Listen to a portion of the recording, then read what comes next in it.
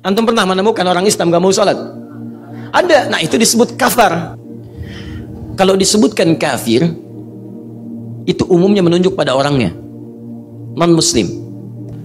Kalau perilaku dan orangnya digabungkan jadi satu, dan sifatnya menyakiti orang Islam, baik dengan perilakunya atau dengan langsung perbuatan orangnya, maka berubah namanya dari kafir, kafar jadi kufar.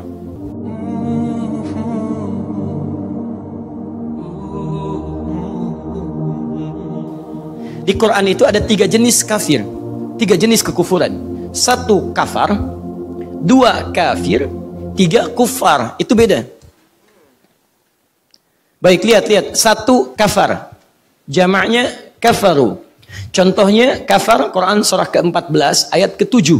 La in syakartum la azidannakum wa la in kafartum. Contoh kafaru, Quran surah ke-2 Al-Baqarah ayat ke-6, paling kanan sebelah atas. Innal ladzina kafaru sawa'un 'alaihim a anzartahum am lam tunzirhum la yu'minun. Menggunakan kata kafaru. Kalau disebutkan kafar atau kafaru bentuk jamaknya, itu menunjukkan umumnya pada perbuatan yang menyimpang dari ketentuan Allah. Jadi yang dimaksud perbuatannya, bukan orangnya. Ingat, bukan orang kafir yang dimaksudkan, maaf, yang dimaksudkan non-muslim, bukan. Tapi setiap perbuatan yang menyimpang dari ketentuan Allah, sekalipun dikerjakan oleh orang yang mengaku muslim. Misal, orangnya muslim, di KTP-nya tertulis agamanya Islam, cuman gak mau sholat. Antum pernah menemukan orang Islam gak mau sholat? Ada. Nah, itu disebut kafar. Kafar. Kenapa menggunakan kalimat kafar sebagai sindiran? Kok gak ada beda ya seperti orang yang belum beriman? Ya, orang tidak beriman, tidak sholat. Memang dia nggak sholat karena tidak ada iman dalam dirinya. Tapi kamu kan mengaku beriman. Kenapa kamu tidak sholat? Maka perbuatannya disebut kafar untuk mengidentikan dengan perbuatan orang kafir. Nggak ada beda di situ. Misal, antum mendapatkan harta yang wajib zakat. Ketika sudah tiba masa zakatnya, tidak antum keluarkan. Salah tidak? Salah. Antum tidak keluar dari Islam, tapi perbuatan salah itu diidentikan seperti perbuatan orang yang kafir. Karena orang kafir tidak berzakat, gak ada iman dalam dirinya. Antum, maaf, punya iman, gak mau zakat, maka disebut dengan kafar. Lihatlah, in syakartum. Kalau kamu mau bersyukur dengan harta yang kami titipkan kepadamu, Anda keluarkan zakat, Anda keluarkan infak, la azidannakum. Wala in kafartum. Tapi kalau Anda kafar, perbuatan yang menyimpang. Jelas? Jadi kalau disebutkan kafar, itu salah satunya menunjuk pada perbuatan yang menyimpang dari ketentuan Allah jika dikerjakan oleh orang beriman, tapi tidak sekaligus mengeluarkan dia dari keimanannya. Jelas ya? Belum tentu mengeluarkan dia dari keimanannya, kecuali kalau berbuat dosa besar yang dengan itu mengeluarkan dia dari iman. Tayyib. 2 kafir. Kafir. Kalau disebutkan kafir, itu umumnya menunjuk pada orangnya, non-muslim. Non-muslim. Dan biasanya levelnya itu umumnya tidak banyak mengganggu secara fisik pada orang Islam, tapi suka ngajak-ngajak. Misal, zaman Nabi sudah ada sekelompok orang di awal-awal masa Islam datang kepada Nabi. Ya Muhammad SAW, kita tidak usah berselisih. Kita memang beda, tapi jangan sampai perbedaan ini menjadikan kita saling berperang. Sudah, kita gantian saja. Malam ini kami nyembah Tuhan kamu, besok-besok kamu nyembah Tuhan kami. Nyerang sih tidak, cuman ngajak-ngajak. Maka yang seperti ini disebut dengan kafir, jamaknya kafirun atau kafirin. Maka turun ayat di sini, bangsung satu surah, disebut dengan namanya mereka al-kafirun. Qul ya ayyuhal kafirun, la a'budu ma ta'budun. Disebutkannya kafirun, nyerang sih tidak, cuman suka ngajak-ngajak. Nah, kaidah dalam tafsir menyebutkan, kalau ada disebutkan di ayat kejadian tapi orangnya spesifik tidak disebutkan, kejadiannya kapan tidak dirinci, ini menunjukkan akan terjadi lagi kejadian itu di masa depan dengan tokoh-tokoh yang berbeda, dengan tempat-tempat yang tidak sama. Ya, Anda pernah dapatkan orang sekarang nyerang sih tidak, cuman suka ngajak-ngajak. Car free day, karnya yang free. Ngajaknya sih enggak, datang bawa biskuit, Pak minta waktu sebentar. Bapak, yakinlah bawa begini. Ah, itu kan. Baik, datang ke sini, datang ke situ, bawa kerudung, bawa peci, bawa macam-macam. Pernah ada yang begitu? Nah, antum jangan buang-buang energi. Cukup katakan begini, maaf Pak, Bapak terlambat. 15 abad yang lalu sudah ada yang seperti Bapak. Dan turun surah Qul ya ayyuhal kafirun. Kami tidak maksa, Bapak mau ikut kami silahkan Pak.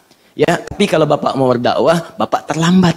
Pilihan cuma dua, Bapak ikut kami atau Bapak bertahan dalam kepercayaan Bapak. Lakum dinukum waliyadin. Dibalik kita yang nasihatin dia. Ya, gampang Pak. Dia tidak usah terlampau tegang. Bapak jangan sampai menyebarkan ajaran kepada, nggak usah. Bilang Bapak terlambat. Gitu aja. Selesai. Jelas ya? Dan sopan.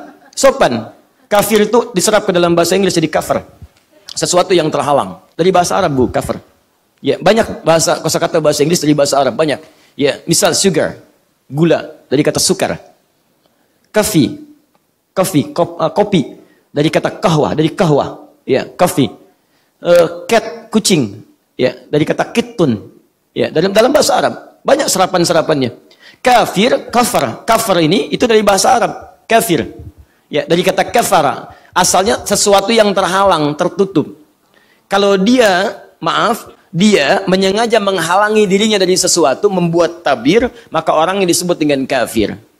Kenapa ayat turun Qul ya ayyuhal kafirun untuk menyampaikan pesan bahwa orang-orang yang masih belum mau menerima risalah dari Nabi SAW, yang membuat batas dari dirinya dengan hidayah, yang membuat tabir ya sehingga risalah dakwah tidak sampai kepada dirinya.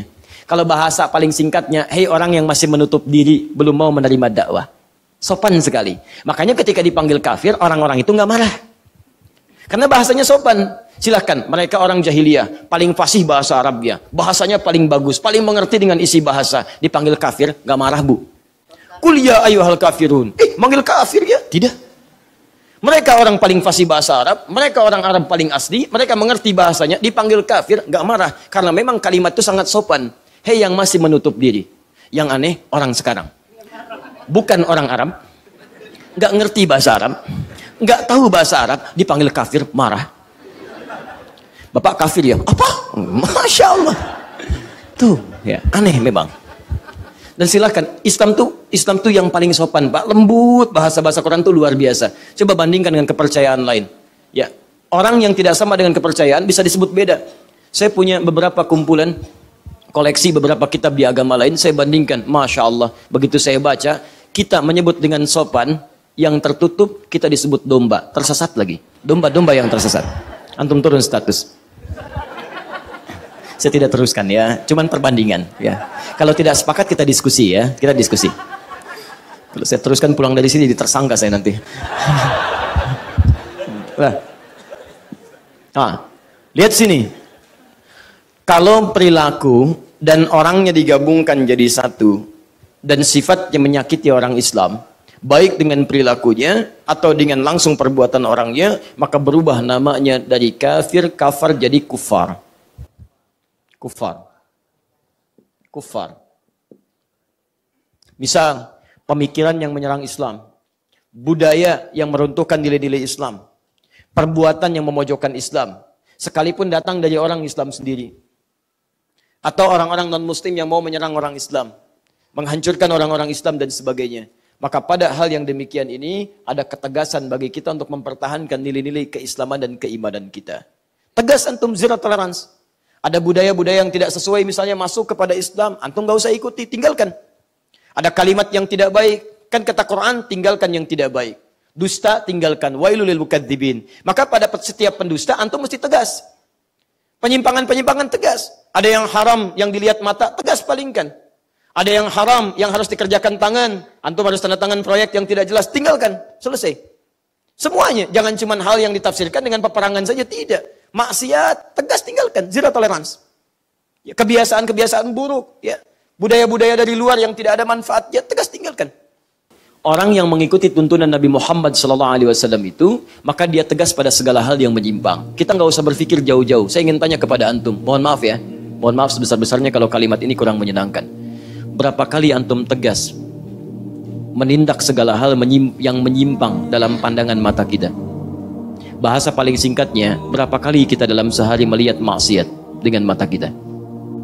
Coba lihat apa yang kita lihat di handphone kita, majalah yang dibaca, acara yang ada di TV, Jangan-jangan sampai hari ini masih senang dengan gosip.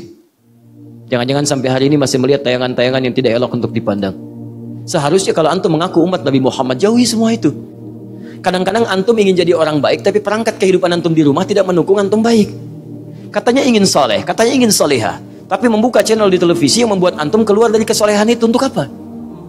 Menghadirkan hal-hal yang tidak baik ke rumah. Ya kan antum keluar dari kesolehan itu. Coba lihat berapa kali lisan kita berbuat maksiat sampai ke ujung kaki. Demi Allah saya katakan, kalau antum ingin menjadi orang baik, caranya gampang. Tinggalkan segala hal yang tidak baik. Maka antum akan kembali pada kebaikan-kebaikan. Ciri umat Nabi Muhammad itu, ciri yang pertama kata Al-Quran, tegas pada segala hal yang menyimpang. Bahasa paling singkatnya, ciri umat Nabi itu pasti baik perilakunya.